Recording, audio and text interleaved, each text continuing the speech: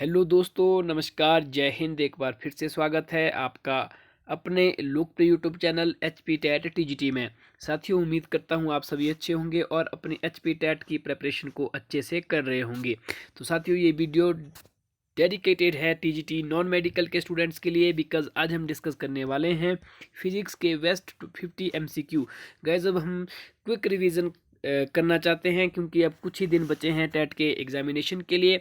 तो हमने और हमारी टीम ने सोचा है कि आपके क्विक रिवीजन करवाते हैं। हम केवल और केवल इंपॉर्टेंट क्वेश्चन ही डिस्कस करेंगे जो प्रीवियस ईयर में आए हुए हैं। मैं आपको बताना चाहूँगा साथियों, जो साथी ऐसे हैं, क्योंकि बहुत सारे मैसेज हमें वेरियस सोशल मीडिया प्लेटफॉर्म पे मिल रहे थे कि बहुत ही कम दिन रह गए हैं, प्रेपरेशन नहीं हो रही है।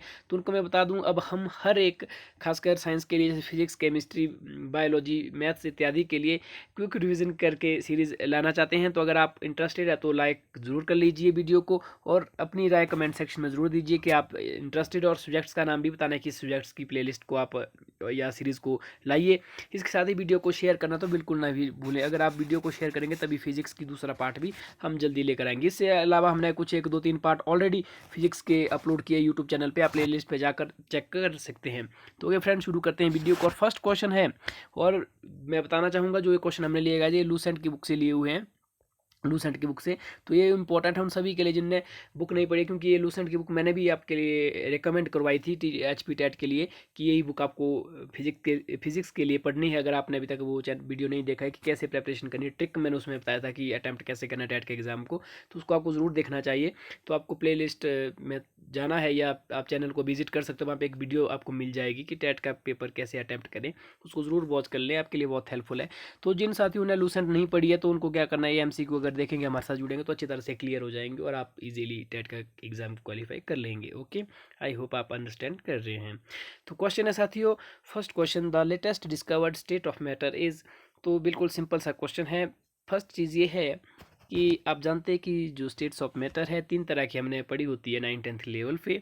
एक सॉलिड होती है, एक लिक्विड होती है और तीसरी गैस होती है। ये 3 तो हमने पढ़ी है, लेकिन अब आपको पता है कि फोर्थ स्टेट भी डिस्कवर कर ली गई है मैटर की, उसे हम प्लाज्मा कहते हैं। क्योंकि लेटेस्ट भी एक नई स्टेट डिस्कवर की गई है मैटर की, जो प्लाज्मा ना होकर फिफ्थ स्टेट जो है वो है बोस आइंस्टाइन कंसंट्रेशन।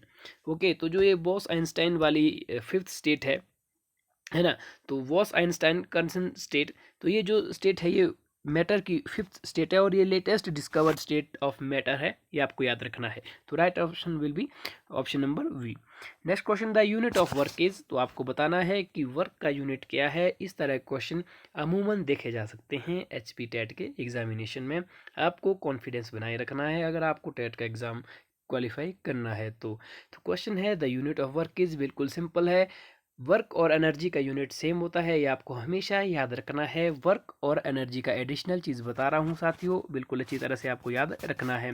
जो साथी नए जुड़े हैं उनको मैं बता दूँ कि हमने अलग अलग सब्जेक्ट्स के लिए अलग अलग तरह की सीरीज़ें शुरू की है। जैसे सोशल स्टडी की सीरीज़ है, सुपर सीरीज़ एक सीरीज़ है, मैं हर एक वीडियो में उसका जिक्र करता हूँ। सुपर सीरीज़, उसको आपको ज़रूर देख लेना है।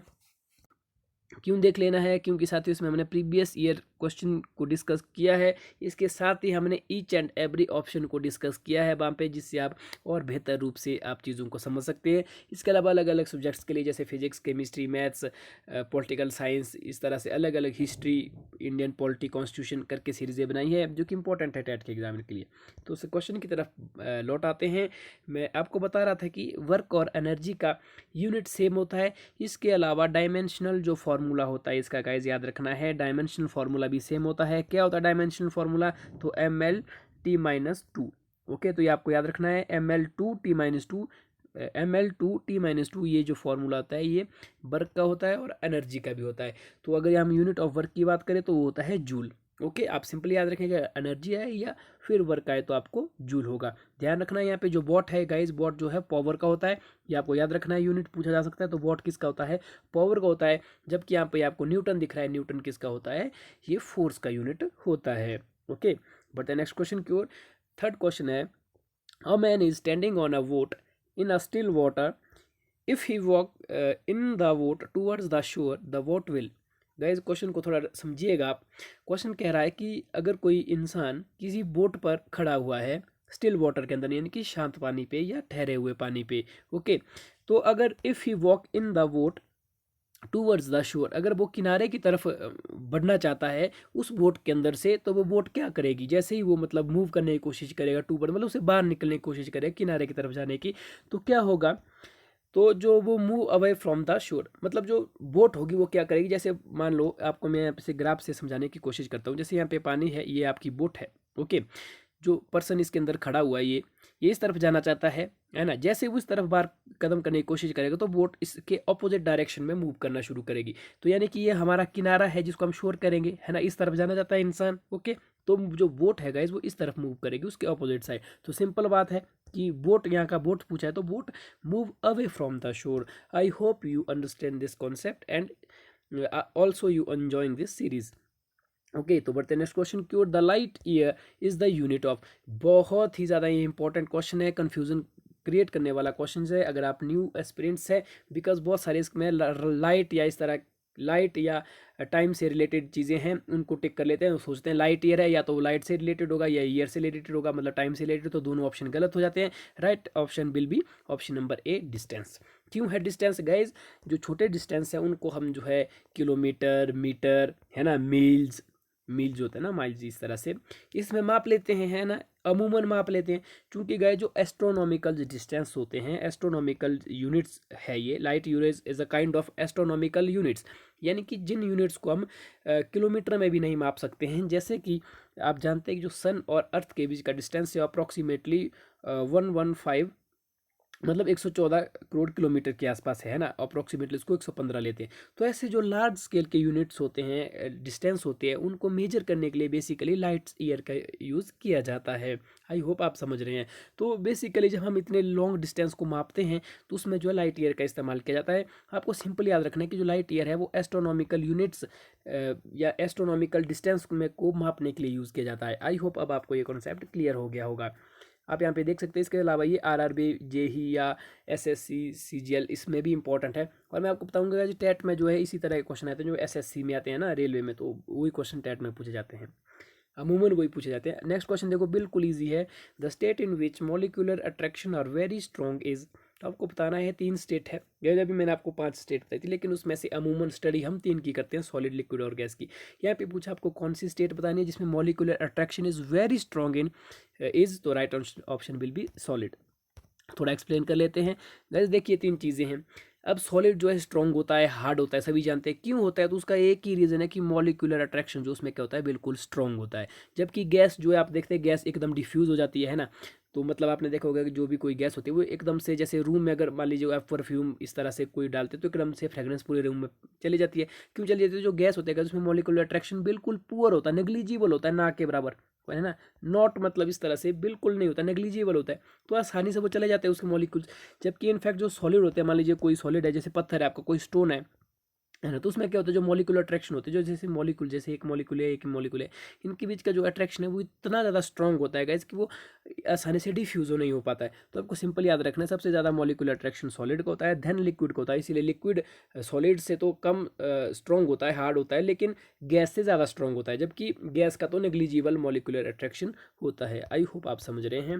नेक्स्ट क्वेश्चन है, relative humidity is the percentage of the, तो आपको यहाँ पे रिलेटिव ह्यूमिडिटी पूछा है, तो आपको बताना है किसकी परसेंटेज होती है, तो right option will be option number C, amount of humidity actually present to the absolute humidity, तो इसका राइट आंसर हो जाएगा। यहाँ पे रिलेटिव ह्यूमिडिटी पूछा है, तो रिलेटिव ह्यूमिडिटी जो एक्चुअली प्रेजेंट ह्यूमिडिटी होती है। ओके, तो सिंपल आंसर था। नेक्स्ट क्वेश्चन है, van der Van de Graaff generator, Van de Graaff generator आपने फिजिक्स में पढ़ा होगा, +1 2 का दिन याद कीजिएगा, बहुत ही फेमस हुआ करता था। और इसका जो राइट आंसर है वो है generating high frequency voltage. High frequency voltage के लिए वेन डे ग्राफ जनरेटर का यूज़ किया जाता है। गाइस आपको ये जितने भी डिवाइसेस है, वेन डे ग्राफ जनरेटर है ना, रेक्टिफायर्स है, या फिर साइक्लोट्रॉन है, और भी इस तरह के हो गए, जैसे जो वेरियस तरह के चीज़ों को मापते हैं, वोल्ट मीटर है, एमीटर है ना, या फिर लेक्टोमीटर है जो दूध को मापता है। इस तरह की जो और भी बहुत सारी डिवाइसेज है वो वीडियो में हम धीरे धीरे डिस्कस करेंगे। हालांकि एक क्विक रिवीजन है, उम्मीद करते हैं जल्दी आपके लिए फिजिक्स की नेक्स्ट सीरीज लाएँ। तो उसके लिए आप वीडियो को आप क्या करना है, सिंपली लाइक शेयर करना है। लाइक कमेंट करने के साथ शेयर करना बिल्कुल ना भूलिए, तभी हम जल्दी इसका दूसरा पार्ट अपलोड करेंगे। तो ये चीज़ें आपको याद रखना है। जैसे वन डे ग्राफ जनरेटर मैंने बताया कि जनरेट करते करते हाई फ्रिक्वेंसी वोल्टेज को करता है, तो मतलब एक ना एक डिवाइस ज़रूर आपसे पूछ ली जाती है, तो ये आपको पता होना चाहिए। नेक्स्ट क्वेश्चन है during short circuiting the current following in the circuit. अब देखिए, अब मान लीजिए कहीं पे शॉर्ट सर्किट हो रहा है, तो वहाँ पे क्या चीज़ होती है, उसके जो इलेक्ट्रिक सर्किट है उसमें करंट का क्या होगा। क्वेश्चन को ढंग से समझिएगा। जैसे इलेक्ट्रिक सर्किट है, मान लो, है ना, ये कोई इलेक्ट्रिक सर्किट है, यहाँ से सप्लाई जा रही है, प्लस माइनस है इस तरह से। यहाँ पे मान लीजिए बल्ब है, यहाँ पे लेते हैं हम, ओके। तो इस बल्ब में इलेक्ट्रिक सप्लाई जा रही है। मान लीजिए सडनली यहाँ पे कोई वायर में कुछ इस तरह का प्रॉब्लम आ गया कि यहाँ पे शॉर्ट सर्किट हो जाता है, तो करंट का क्या है। जैसे यहाँ पे करंट आई मान लीजिए फ्लो कर रहा है, करंट आई फ्लो कर रहा है, तो करंट का क्या होगा, तो वो रिड्यूस साइमल्टेनियसली सब्सटेंशियली हो जाएगा, मतलब रिड्यूस कम हो जाएगा करंट ना। ऑब्वियस है, जब शॉर्ट सर्किट हो जाएगा तो यहाँ से करंट की सप्लाई होना बंद हो जाएगी। जैसे ही करंट की सप्लाई यहाँ से नहीं जाएगी तो क्या होगा, करंट यहाँ पे रिड्यूस करेगा, फॉल करेगा। तो option will B right answer, option A will be the right answer. Next question, the current voltage plot of a certain electronic device is given above the devices. आपको यहाँ पे graph दिया है voltage और आई, मतलब voltage और current का। आपको बताना है किस चीज़ के लिए इन चार ऑप्शन में से मैच करेगा। Semiconductor, conductor which obeys Ohm's law, से सुपर कंडक्टर या इंसुलेटर्स। तो मैं आपको इसका राइट आंसर बता देता हूँ। इस तरह का जब भी आपको ग्राफ मिले तो आपको सिंपल सा ओहम्स लॉ याद करना है, V is equal to I R. ये क्या है, वो ओहम्स लॉ, जिसमें हम कहते हैं कि जो पोटेंशियल होता है या जो वोल्टेज होता है direct, that is directly proportional to the current, और जिसमें एट कांस्टेंट रेजिस्टेंस, ओके। तो यहाँ पे V और I जो आप यहाँ पे देख सकते हैं बिल्कुल इंक्रीज कर रहे हैं, या बिल्कुल एक्सिस पे अगर हम लेते हैं वोल्टेज और करंट को, तो ये जो सिनेरियो बनता है, ये गाइस बनता है a current which obeys Ohm's law, है ना। कंडक्टर, माफ कीजिए, करंट नहीं, एक इस तरह का कंडक्टर है ये। मतलब ये जो ग्राफ है गाइस, ये किसके लिए मैच करेगा, कंडक्टर के लिए। कब, तब जब जो है ये फॉलो करता है ओम्स लॉ को, जो मैंने अभी बताया ओम्स लॉ है, V is equal to I R. Because आप यहाँ पे जानते हैं ना, एट कांस्टेंट रेजिस्टेंस की बात कर रहा है, तभी इस तरह का ग्राफ बन रहा है, ओके। तो यहाँ पे आप समझ सकते हैं। बढ़ते हैं नेक्स्ट क्वेश्चन की ओर। क्वेश्चन नंबर 10वां है, क्वेश्चन नंबर 10वें की तरफ बढ़ते हैं गाइज, और मैं आपको बताऊंगा, क्योंकि 50 क्वेश्चन हम डिस्कस करने वाले हैं, तो हो सकता है कि वीडियो बहुत लंबी बने, 1 घंटे की बन सकती है वीडियो। तो आपको पेशेंस बनाकर देखनी है वीडियो, क्योंकि इसी तरह के क्वेश्चन आपको टैट के एग्जाम में देखने को मिलेंगे। An artificial satellite orbiting around the earth does not fall down, this is so because the attraction of the earth. गए सिंपल सी बात है, आप जानते हैं कि जितने भी स्पेस एजेंसीज होती है, जैसे इंडिया की मैंने पिछली वीडियो में भी बताता हूँ कि इसरो है ना, अमेरिका की स्पेस एजेंसी नासा है, उनके द्वारा अलग अलग मिशंस के लिए अलग अलग स्पेस क्राफ्ट या स्पेस मिशंस छोड़े जाते हैं, यानी कि सैटेलाइट भेजी जाती है, आर्टिफिशियल सैटेलाइट्स, है ना। तो जैसे वो अर्थ के ऑर्बिट में अपनी पर्टिकुलर जो भी उनकी ऑर्बिट होती है उसमें रोटेट करती रहती है, मूव करती रहती है, लेकिन वो नीचे नहीं गिरती है। जैसे आप जानते हैं ना, कोई भी चीज़ हम ऊपर फेंकें तो वो नीचे गिरती है, लेकिन ऐसा आर्टिफिशियल सैटेलाइट के साथ नहीं होता है। तो क्यों नहीं होता है, तो सिंपल ऑप्शन है इसका option number D, provides the necessary acceleration to for its motion. तो यहाँ पे आप देख सकते हैं, क्वेश्चन को थोड़ा समझिएगा कि जो यहाँ पे सिंपल सी बात अगर मैं पूछूं तो मैं यहाँ पे बताऊंगा कि यहाँ जहाँ पे आर्टिफिशियल सैटेलाइट का रिवॉल्व करती है, वहाँ पे ग्रेविटी नहीं होता है, ग्रेविटेशनल पुल वहाँ पे काम नहीं करता है ना। मतलब जो 3600 किलोमीटर तक की ग्रेविटेशन होती है अर्थ की, वो उसके बार, उसके जोन के बार या उसकी बाउंड्री के बार रिवॉल्व करती है। तो पहली चीज़ होगी, यहाँ पे जो पूछा गया है उसको थोड़ा टेक्निकली समझिए। This is because of the attraction की बात करें कि कौन सा फोर्स यहाँ पे काम करता है, तो यहाँ पे जो है वो काम करेगा provides the necessary acceleration for its motion, okay. तो इस तरह से आपको यहाँ पे याद रखना है, ऑप्शन नंबर डी यहाँ पे करेक्ट हो जाएगा, okay.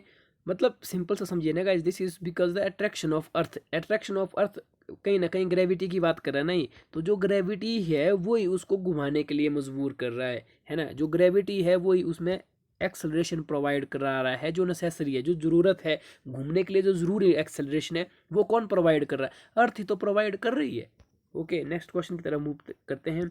The electric current density is a kind of vector quantity. Simply आपको याद रखनी है कि the electric current density is a vector quantity, और आपको कमेंट में ये चीज़ बतानी है कि इलेक्ट्रिक करंट कौन सी क्वांटिटी है, क्या वो वेक्टर क्वांटिटी है, या फिर स्केलर क्वांटिटी है, या फिर वो टेंसर क्वांटिटी है। टेंसर क्वांटिटी मैंने फिजिक्स के फर्स्ट लेक्चर में बताया था कि टेंसर भी एक तरह की क्वांटिटी होती है ना। तो वो आप मुझे कमेंट में बताइए, अगर आप कमेंट सेक्शन में नाम बताते तो इसका मतलब आप हमारे साथ जुड़े हुए हैं, और नेक्स्ट वीडियो में आपका नाम भी बताऊंगा, है ना, जो इसका राइट आंसर देगा। तो इलेक्ट्रिक करंट कौन सी क्वांटिटी होती है वो मैंने अपनी फर्स्ट वीडियो में बताया रखा है, तो अगर आपको पता नहीं तो वहाँ से देख सकते हैं, और जो सबसे पहले कमेंट करेगा उसका मैं नेक्स्ट वीडियो में फिजिक्स का नाम ले लूँगा। But the next question cure the surface of A lake is frozen in the severe winter, what the water at its bottom is still liquid, what is the reason? Guys आपने देखा होगा जैसे ठंडों के दिन में जो लेक होती है, कोई झील होती है, उसके सरफेस तो जो है फ्रोजन हो जाता है, मतलब फ्रीज कर लेता है, वो जाम हो जाता है ना। बट द वाटर जो बॉटम होता है, बॉटम में लिक्विड होता है ना। ऐसा क्यों होता है? अगर आप क्वेश्चन नहीं समझे तो मैं आपको समझा देता हूँ। जैसे मान लीजिए गाइस ये लेक है ना, ये इसका वाटर का सरफेस है, तो आपने देखा होगा जो सरफेस है इसमें तो इस तरह की आइस जम जाती है ना, फ्रीज हो जाता है इस तरह से। जबकि जो नीचे हैं यहाँ पे क्या होता है, यहाँ पे जो इस तरह इसका जो टेम्परेचर है वो ज़्यादा रहता है, इसीलिए नहीं जमता है ना। यहाँ पे जो है नॉर्मल पानी रहता है, हालांकि वो ठंडा होता है। ऐसा क्यों होता है? अगर गाइज यहाँ पे भी आइस जम जाती है तो उसके अंदर एडुकेट्स होते हैं, यानी कि जो जीव जंतु होते हैं उसके अंदर, मछली है या कोई भी और एनिमल जो पानी के अंदर जिंदा रहते हैं, तो क्या हो जाता है, वो मर जाते हैं। लेकिन ऐसा नहीं होता, वो जो है जितनी भी ज़्यादा ठंड पड़े उसके अंदर सर्वाइव कर लेते हैं। तो ये ऐसा क्यों होता है? कि ये कुदरत का करिश्मा है? तो हो सकता है, लेकिन साइंस के हिसाब से ऐसा क्या होता है मैं आपको बताने वाला हूँ। क्वेश्चन समझ गए ना आप? अगर आपको ये चीज़ें पता नहीं है तो अगर आपको कहीं पे लेक में जाने का, अगर आप तो हिमाचल से बिलोंग करते हैं, हिमाचल में तो अलग अलग जगह पे लेक है, आप ये चीज़ देख भी सकते हैं। जरूर नहीं लेक या कहीं पे और भी कहीं पे इस तरह के झरना जहाँ पे खासतौर मछलियाँ पाई जाए, तो आप भी इस चीज़ को देख सकते हैं। तो ये क्यों होता है गाइस? तो इसका मैं आपको फंडा बता देता हूँ। Anomalous property of water, anomalous property of water. अब एनोमिलस प्रॉपर्टी ऑफ वाटर क्या है? प्रॉपर्टी के वाटर के अंदर, पानी के अंदर एक खास तरह की प्रॉपर्टी है कि उसकी डेंसिटी मैक्सिमम 4 डिग्री सेल्सियस ही होगी। इसके 4 डिग्री सेल्सियस के अलावा किसी भी टेम्परेचर पे वाटर की डेंसिटी मैक्सिमम नहीं हो सकती, यानी कि वो 4 डिग्री सेल्सियस तक ही क्या होगा, ठंडा होगा, है ना। अब सिंपल चीज़ क्या है मैं इसको आपको बताना चाहूँगा। सबसे पहले तो इसका राइट आंसर है the density of water is maximum at 4 degree Celsius. अब गाइज इसकी जब मान लीजिए फ्रीज कर रहा है, टेम्परेचर डाउन कर रहा है, जब 4 डिग्री सेल्सियस है ना, 4 डिग्री सेल्सियस तक क्या हुआ, जो वाटर की डेंसिटी है वो क्या करेगी, इंक्रीज करेगी, है ना। जैसे ही टेम्परेचर डाउन हो रहा, मान लीजिए 20 डिग्री सेल्सियस है, यहाँ से क्या होगा, वाटर की डेंसिटी जो है इंक्रीज होना शुरू कर देगी। कब तक? 4 डिग्री सेल्सियस। लेकिन जैसे ही 4 डिग्री सेल्सियस तक पहुंचेगा, 4 डिग्री सेल्सियस है, मान लीजिए टेम्परेचर और भी ज़्यादा लो कर रहा है, 2 डिग्री हो रहा है, माइनस पे टेम्परेचर, मान लीजिए -2 डिग्री सेल्सियस पे पहुंच रहा है, फिर जो है वाटर की डेंसिटी डिक्रीज हो जाती है। ओके, ये चीज़ याद रखना है। डिक्रीज होने से क्या होता है, जो उसका सरफेस है वो तो फ्रीज कर लेता है, लेकिन जो उसका बॉटम होता है वो फ्रीज नहीं हो पाता है, और जो उसके अंदर एनिमल्स है वो भी जिंदा रह लेते हैं। नेक्स्ट क्वेश्चन है the luminous is the unit of, right answer will be option number B, luminous flux.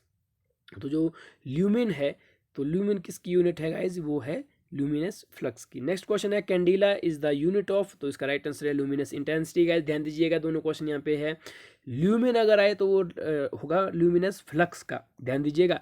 अगर कैंडिला है तब ल्यूमिनस इंटेंसिटी होगा। यहाँ पे ऑप्शन नंबर 1 को भी बहुत सारे टिक मार के आ जाते हैं, क्योंकि यहाँ पे लूमिन दिखा जाए वो सोचते हैं कि लुमिनेंस इंटेंस होगा। तो आपको मैंने 7 फंडामेंटल क्वांटिटी बताई थी, उसी के अंतर्गत मैंने एक क्वांटिटी बताई थी आपको, लेक्चर नंबर 1 आप देख सकते हैं कि लुमिनस इंटेंसिटी का जो यूनिट होता है वो कैंडिला होता है।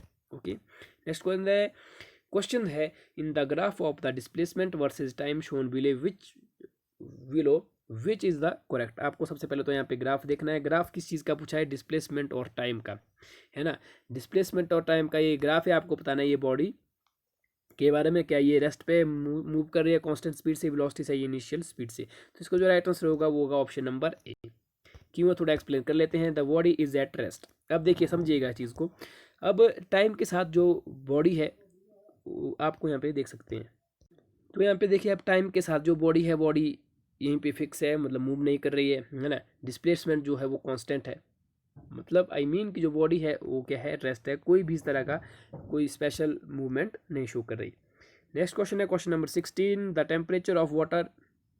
ये थोड़ा यहाँ पे पीडीएफ क्लियर नहीं है, मैं आपको सुना के बता देता हूँ, तो ढंग से सुनिएगा। The temperature of water at the bottom of lake whose upper surface है frozen to ice would be around. तो कितने पे जम जाता है? सिंपल सा क्वेश्चन है, तो 0 डिग्री सेल्सियस पे जम जाता है। यहाँ पे पीडीएफ क्लियर नहीं है तो उसके लिए मैं माफ़ी चाहूँगा गाइज, लेकिन क्वेश्चन बहुत ही ज़्यादा इंपॉर्टेंट है। उसी के संदर्भ में ये क्वेश्चन तो ना जाने कितनी बार टैट के एग्जाम में आया हुआ है। यहाँ पे आपसे लेंस फार्मूला पूछा जाता है। 2 फार्मूले होते हैं गाइज, एक लेंस फार्मूला, एक मिरर फार्मूला। ओके। सबसे पहले यहाँ पे लेंस फार्मूला मैं आपको बता देता हूँ। राइट आंसर ऑप्शन नंबर ए। इस क्वेश्चन को गाइस बहुत ही ढंग से समझिएगा, ना जाने कितनी बार टेट के एग्जाम में आ चुका है, इस बार मैं श्योर हूँ, मतलब जरूर आएगा ही आएगा ये क्वेश्चन। मतलब 90% चांस है कि ये क्वेश्चन आएगा ही आएगा, या तो लेंस फार्मूला या फिर मिरर फार्मूला। तो लेंस फार्मूला क्या है, एक नंबर आपके इजिली सिक्योर हो रहे हैं, इसको ढंग से समझिएगा। 1/v minus 1/u equal to 1/f। अब इसको मैं सिंपली समझिएगा मिरर फार्मूला से। गाइज अगर तो आए ऐसा ना, 1/u प्लस 1/v, तब होगा 1/f। अगर बीच में प्लस का साइन लगा, मिरर फार्मूला। कौन सा फार्मूला, मिरर फार्मूला। अगर माइनस लगा हो तब कौन सा होगा, लेंस फार्मूला। माइनस में ध्यान रखना है उसमें 1/v होना चाहिए फर्स्ट, मतलब 1/u नहीं होना चाहिए, पहले पहले होना चाहिए 1/v, जबकि 1/u माइनस में होना चाहिए। जैसे आप यहाँ पे ऑप्शन ए देख रहे हैं। ऐसा क्यों है, ये चीज़ क्या है, थोड़ा मैं इसको बता देता हूँ। गाइस जो वी होता है ये होता है इमेज डिस्टेंस, है ना, जबकि यू होता है ऑब्जेक्ट डिस्टेंस, और एफ क्या होता है, एफ होता है फोकल लेंथ। ओके, जब ऑप्टेक्स का कोई टॉपिक करवाएंगे उस दिन मैं आपको समझा दूंगा। बहरहाल अभी के लिए आपको इतना ही समझना है। लेंस फार्मूला होता है 1/v minus 1/u equal to 1/f। Option जो है चारों बिल्कुल सेम सेम होते हैं, इसमें कन्फ्यूज बहुत हो जाते हैं। कई तो ऐसे होते हैं जिनको आता है फार्मूला फिर भी जो है गलत ऑप्शन टिक करके आते हैं, तो आपको कन्फ्यूज नहीं होना है। अगर तो मिरर फार्मूला है तो आपको माइनस माइनस कुछ नहीं देखना है, आगे पीछे कोई भी हो आपको सीधा ही वो वाला टिक करना है। जैसे यहाँ पे ये जो ऑप्शन नंबर सी है, ये क्या कौन सा फॉर्मूला है, ये है आपका मिरर फॉर्मूला। क्यों है, क्योंकि प्लस का साइन बीच में वी यू है, कहीं भी हो सकते हैं। अगर लेंस फॉर्मूला हो तब आपको ध्यान रखना है कि 1/v जो इमेज का मैंने बोला ना, जो v होता है ये होता है इमेज डिस्टेंस, जबकि u होता है ऑब्जेक्ट डिस्टेंस। तो v होना चाहिए फर्स्ट, और u जो होना चाहिए ऑब्जेक्ट का वो माइनस में होना चाहिए। आई होप समझ रहे हैं। Next question, the increasing amount of carbon dioxide in the air is slowly rising the temperature of the atmosphere because it's absorb. Option number D will be the right answer. The infrared part of the solar radiation, जो infrared part of solar radiation होता है उसको वो absorb करता है, इस कारण से कार्बन डाइऑक्साइड इंक्रीज कर रही है, और उससे टेम्परेचर भी एटमॉस्फेयर का इंक्रीज हो रहा है। नेक्स्ट क्वेश्चन है, the balloon filled up with the gas would only go up in the air if it is filled up with. तो सिंपल सी बात है, the gas whose density is lower than air, तभी वो air में मतलब उड़ सकता है। अगर बलून में पूछ रहा है ना कि कौन सी गैस डाले ताकि वो एयर में ज़्यादा से ज़्यादा ऊपर उड़ सकता है, तो सिंपल है, उसको डालना पड़ना जिसकी डेंसिटी एयर से भी कम होगी। अगर एयर से डेंसिटी ज़्यादा होगी तो वो ऊपर उड़ ही नहीं पाएगा। तो सिंपल सा आंसर इसका ऑप्शन नंबर ए होगा। नेक्स्ट क्वेश्चन है, the blackboard seems black because it.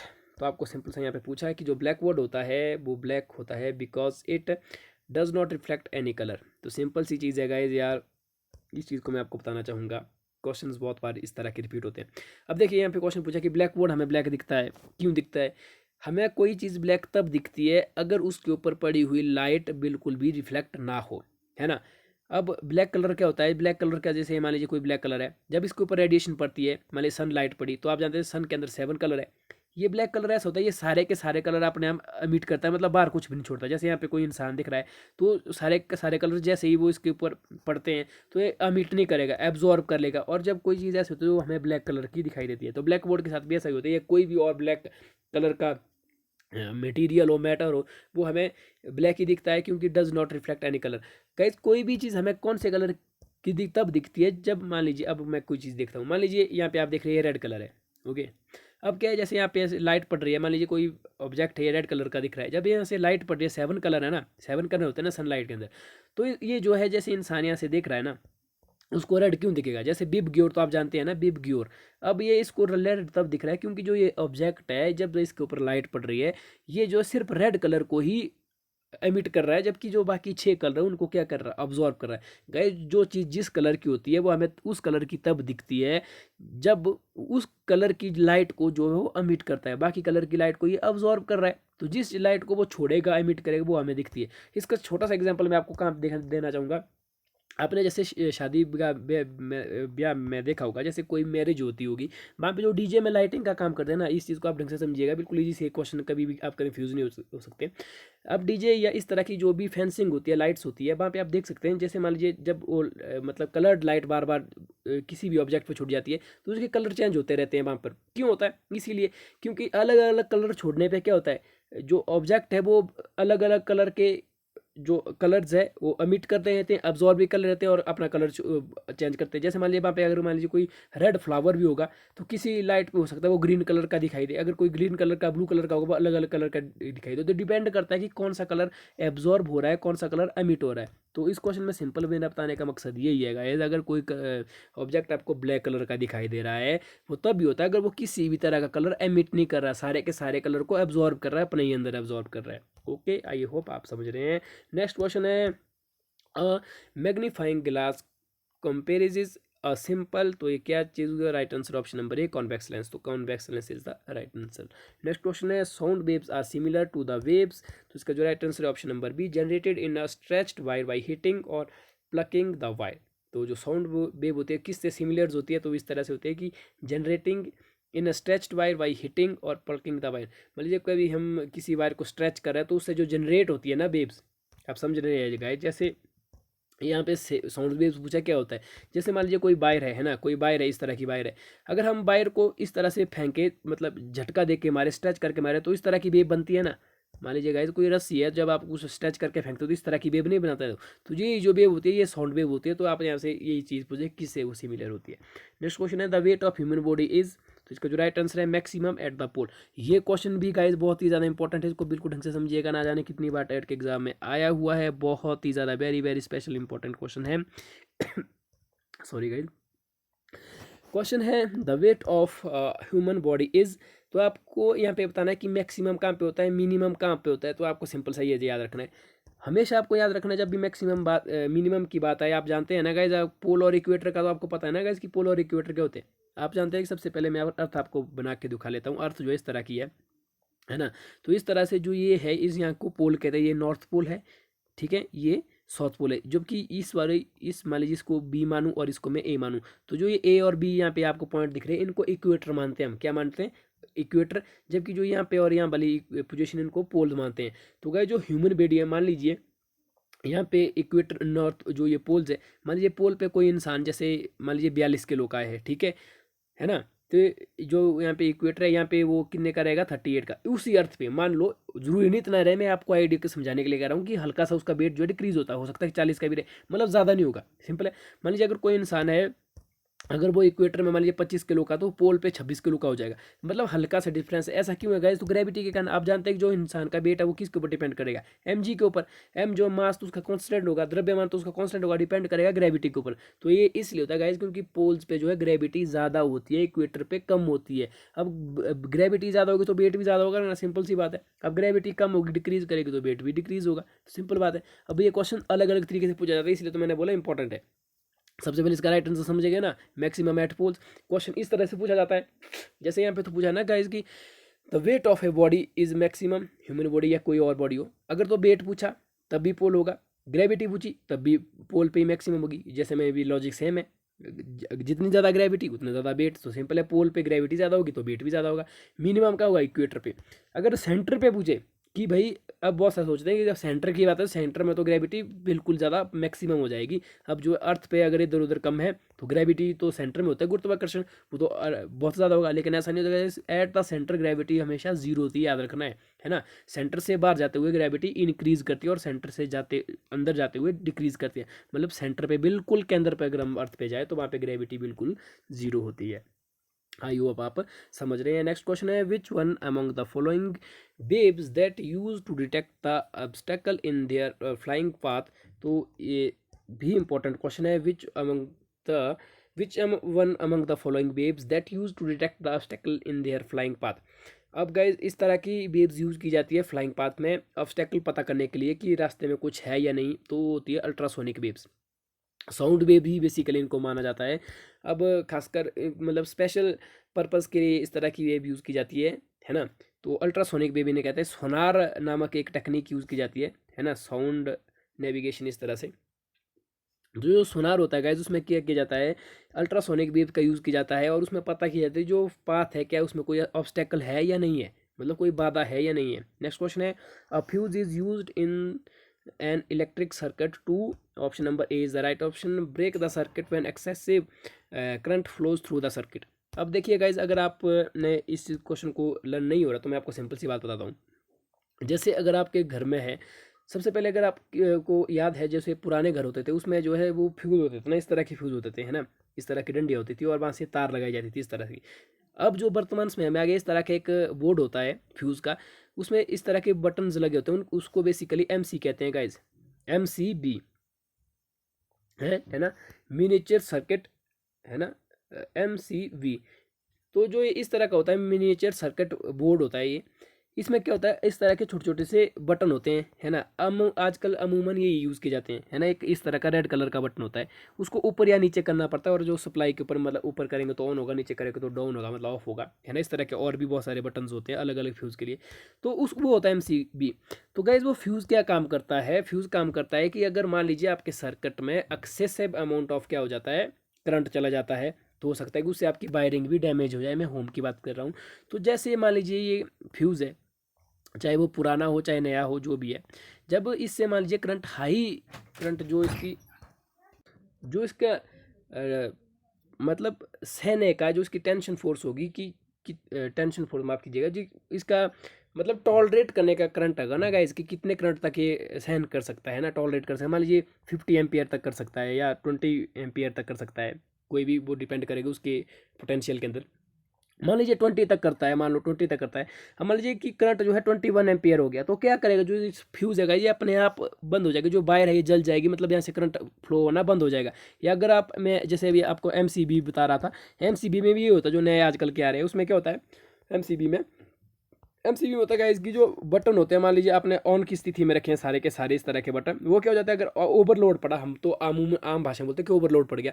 Overload का मतलब कि करंट उसमें ज़्यादा फ्लो कर रहा है, जैसे करंट फ्लो करेगा तो जो मान लीजिए ऑन रखे तो बटन अपने आप नीचे हो जाते हैं। आपने देखी भी होगी ये चीज़ की, अगर आपने ऑन की होती है कोई चीज़, अगर ओवर करंट पड़ा तो वो ऑफ हो जाती है, फिर से आपको ऑन करना पड़ता है। तो उसको बचाने के लिए, शॉर्ट सर्किट को बेसिकली बचाने के लिए हम फ्यूज़ का इस्तेमाल करते हैं। तो आप समझ ही रहे हैं ना मेरी चीज़ को क्या बताना चाहूँगा।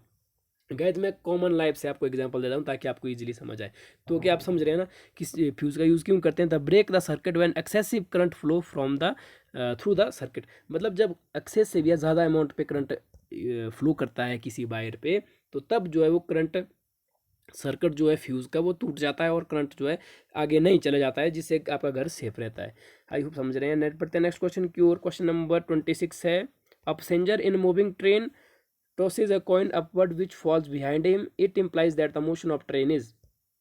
अब यहाँ पे पूछा कि एक पैसेंजर है ट्रेन के अंदर बैठा हुआ, है ना। अब जो उसके हाथ में एक सिक्का है, सिक्के को ऊपर फेंकता है, जैसे सिक्का ऊपर फेंकता है वो उसके नीचे गिर जाता है ना, उसके पीछे गिर जाता है। जैसे यहाँ पे कोई ट्रेन है गाइस, इस तरह की ट्रेन है, यहाँ पे इंसान खड़ा है ना।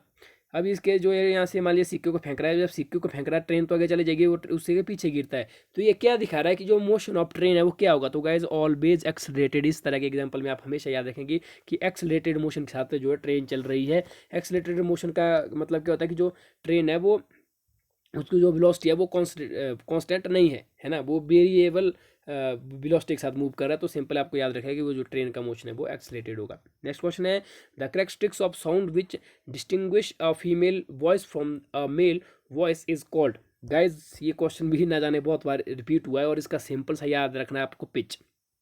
अब देखा होगा गाइज, जो मेल होते हैं, मेल की जो वॉइस होती है वो हल्की सी मोटी होती है ना, मतलब हल्की सी वो, मतलब मोटी जैसी होती है ना। जबकि जो बच्चे होते हैं या फीमेल्स होती हैं उनकी हल्की सी थिक होती है, थिक मतलब बारीक जैसी होती है। तो ये चीज़ तो आपको पता ही है ना, जो मेल की आवाज़ लग जाता है पता है कि अलग तरह की है, फीमेल अलग तरह की है ना, किसी बुजुर्ग की अलग तरह की होती है, बच्चे की अलग तरह की होती है। वो किसके ऊपर डिपेंड करता है, ये क्वेश्चन अलग अलग तरीके से पूछा जाता है। जब भी इस तरह क्वेश्चन आए तो सिंपल आपको टिक करेंगे पिच को। ये सारी के सारा खेल होता है पिच का। जब हम साउंड वाला चैप्टर करेंगे वहाँ पे हम इस चीज़ को आपको बता देंगे। बहरहाल अभी हमारे पास इतना टाइम नहीं है तो थोड़ा नहीं बता सकते उतना। The next question is the product of movement of inertia and the angular acceleration is, तो राइट आंसर इज टॉर्क। तो गाइस जो टॉर्क होता है ये किसका प्रोडक्ट होता है, ये होता है मूवमेंट ऑफ इनर्शिया का, और इसके साथ ही एंगुलर एक्सलेशन का। बहुत ही ज़्यादा इंपॉर्टेंट क्वेश्चन है, टॉर्क भी बहुत बार एग्जाम में पूछा जाता है। A body is charge negatively, it implies that it has acquired some electron from outside. Guys simple है, मान लीजिए ये पॉजिटिव चार्ज वाली बॉडी है, ये नेगेटिव चार्ज वाली बॉडी है, ये न्यूट्रल है। न्यूट्रल का मतलब होता है ना तो उसके में, जैसे ये वाली बॉडी ना उसमें पॉजिटिव चार्ज है ना नेगेटिव चार्ज है, इस तरह की बॉडी को क्या कहते हैं हम, न्यूट्रल, मतलब कोई भी चार्ज नहीं। अब मान लीजिए नेगेटिव है, नेगेटिव कब होती है, जब उसके अंदर हम इलेक्ट्रॉन को क्या कर लेते हैं, डाल देते हैं। जैसे मान लीजिए इसमें पहले 6 इलेक्ट्रॉन थे, अब नेगेटिव है, मान लीजिए 2 नेगेटिव है, 2 नेगेटिव मतलब 2 इलेक्ट्रॉन और आ गए इसमें, तो अब कितने हो गए, 8 है। अब जबकि पॉजिटिव का मतलब होता है, मान लीजिए पहले इसमें 6 इलेक्ट्रॉन थे, तो मान लीजिए 2 पॉजिटिव हो गया, 2 पॉजिटिव मतलब 2 इलेक्ट्रॉन इसने और दे दिए किसी दूसरे एलिमेंट को। अब इसमें कितने रह गए, 4 रह गए। तो सिंपल बात समझ गए ना आप। यहाँ पे नेगेटिव पूछे है, नेगेटिव मतलब it acquired some electron from outside, मतलब जब बाहर से कोई और इलेक्ट्रॉन को अपने अंदर लेता है उसको हम नेगेटिवली चार्ज कहते हैं। नेक्स्ट क्वेश्चन है, a piece of ice is floating on the surface of water kept in a beaker and when this piece melt then the level of water in the beaker। तो right answer option number C will be same. जब piece of ice is floating on the surface of water kept in beaker and when it piece melt then the level of water in. तो जब इस तरह question आते हैं guys, जो अगर यहाँ पे मैं आपको एक चीज़ बताना चाहूँगा, ये टीजीटी कमीशन लेवल तक का क्वेश्चन है, ढंग से समझिएगा। जैसे ये बीकर है, अब इसमें मान लीजिए ये वाला पानी है, ये इसमें थोड़ी सी आइस है, तो सिंपल है गाइस, जब आइस है, जब आइस पानी में पिघल जाएगा तो इसका भी तो पानी बनेगा ना, तो ओके, तो जो उसका लेवल है पानी का वो सेम ही रहेगा, सिंपल सी बात है। लेकिन अगर इसके साथ पूछा कि कोई लोहे का टुकड़ा हो, इस तरह का पूछा जाए, टिन का टुकड़ा, तब क्या होता, तब इसका ऑप्शन ये नहीं होना था, तब डिक्रीज या इंक्रीज में होता है उसका राइट आंसर, है ना। बेसिकली वो डिक्रीज कर लेता है ना। यहाँ पे सिंपल पूछा होता है, जब सिंपल पूछा होता है कि कोई और चीज़ उसके अंदर नहीं है, सिर्फ बर्फ या बर्फ, तो मेल्ट कर जाएगी ना, तो उसका जो है बिल भी सेम रहेगा, मतलब कोई उसमें खास फर्क नहीं होगा। तो गाइज आज ही मेरे ख्याल से 30 क्वेश्चन ही बहुत है, क्योंकि आज थोड़ा और भी मेरा बिजी शेड्यूल है ना, किसी निजी कारण से मैं वीडियो पूरी नहीं बना रहा हूँ, वैसे ही बहुत टाइम हो गया, फिर अपलोड करने में भी टाइम लगेगा। उम्मीद करूँगा कि जल्दी ही आपको यहाँ पे देख रहे हैं मेरे स्क्रीन पर, अगर किसी को ये पीडीएफ चाहिए तो इसके राइट आंसर के साथ मैं पीडीएफ भी आपको सेंड कर सकता हूँ। तो उसके लिए आपको वही चीज़ें करनी है, वीडियो को लाइक कर लेना है, ओके, वीडियो को कमेंट कर लेना है ज़रूर, और वीडियो को शेयर कर लेना है। मैंने 50 क्वेश्चन की बात ज़रूर की थी वीडियो में, उसके लिए मैं माफ़ी चाहूँगा। अभी 30 क्वेश्चन तो ज़रूर डिस्कस किए हैं, लेकिन किसी निजी कारण से मुझे लगता है कि अभी मैं वीडियो पूरी नहीं बना पाऊँगा, इसलिए जो उसका नेक्स्ट पार्ट है मैं जल्दी अपलोड कोशिश करूँगा कि जल्दी अपलोड कर पाएँ। तो आपका साथ चाहिए, माफ़ कीजिएगा अगर आपको बुरा लगा कि 50 क्वेश्चन को डिस्कस नहीं कर पाया। आपकी लिए ही हमेशा तत्पर रहता हूँ काम करने के लिए। आज के लिए बस 30 ही क्वेश्चन है, आप बस ये काम कर लीजिएगा गाइज, वीडियो को लाइक ज़रूर कर लीजिएगा, है ना। लाइक करने के साथ साथ कमेंट ज़रूर कर लीजिएगा, और कमेंट करने के साथ साथ इस वीडियो को शेयर ज़रूर कर लें उनके साथ जो टेट की एग्जामिनेशन की प्रिपरेशन कर रहे हैं, टीजीटी कमीशन की प्रिपरेशन कर रहे हैं, या फिर ऐसे साथी जो कॉम्पिटिटिव एग्जाम की प्रिपरेशन करते हैं, उन सभी के लिए इंपॉर्टेंट है। और वीडियो को शेयर कहाँ करना है, उन फ्रेंड्स के साथ, या फिर आपको FB यानी कि फेसबुक, व्हाट्सएप या फिर किसी और सोशल मीडिया प्लेटफॉर्म पे वीडियो को शेयर करना है। इससे हमें मोटिवेशन मिलता है, अगर ज़्यादा व्यूज़ आएगी और हम अपना काम ईमानदारी और लगन के साथ करते हैं। ओके गाइज, आज के लिए बस इतना ही, मिलते हैं नेक्स्ट वीडियो में किसी और नए टॉपिक के साथ, तब तक अपना ख्याल रखिएगा। जय हिंद।